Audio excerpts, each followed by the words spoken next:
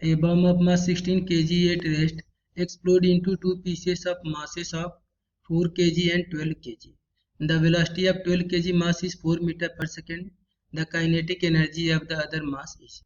So we consider that rest mass of the bomb is 16 kg and its initial speed is 0 and bomb is exploded into two pieces of mass 12 kg and 4 kg.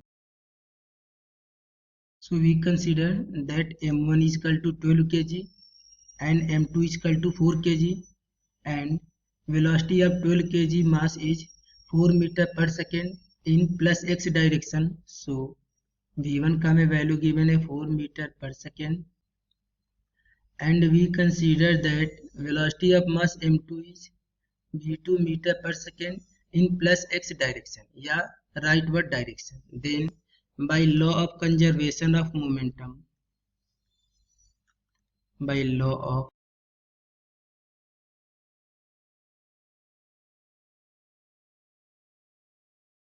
momentum before the explosion is equal to momentum after explosion. So explosion से पहले momentum होगा m into v is equal to explosion के बाद momentum होगा m1 v1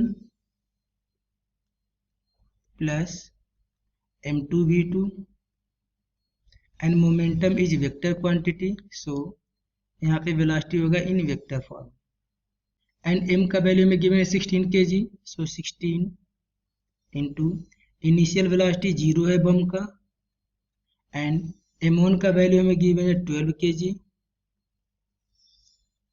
and plus x direction को हम positive assume करेंगे. So velocity का वैल्यू हो जाएगा 4 प्लस m2 का मास हमें गिवन है 4 kg एंड वेलोसिटी है v2.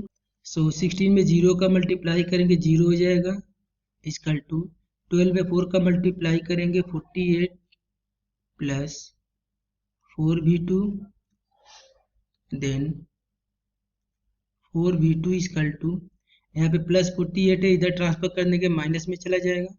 So minus 48 then v2 equal to यदि 48 को यदि हम 4 से कैंसिल कर देंगे देन ये कैंसिल हो जाएगा 12 टाइम में. So v2 equal to minus 12 metre per second.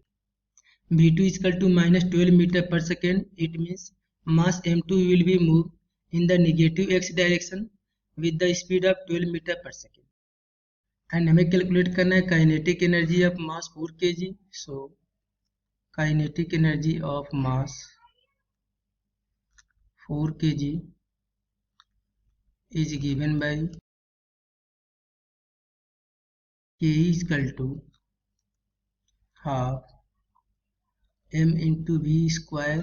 So kinetic energy is equal to half मास का वैल्यू गिवन है 4 एंड वेलोसिटी का वैल्यू है 12 स्क्वायर.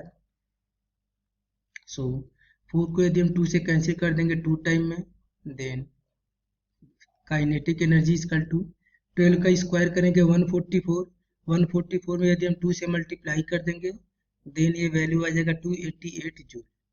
ये हो जाएगा हमारा आंसर एंड ये मैच करेगा ऑप्शन नंबर सी से.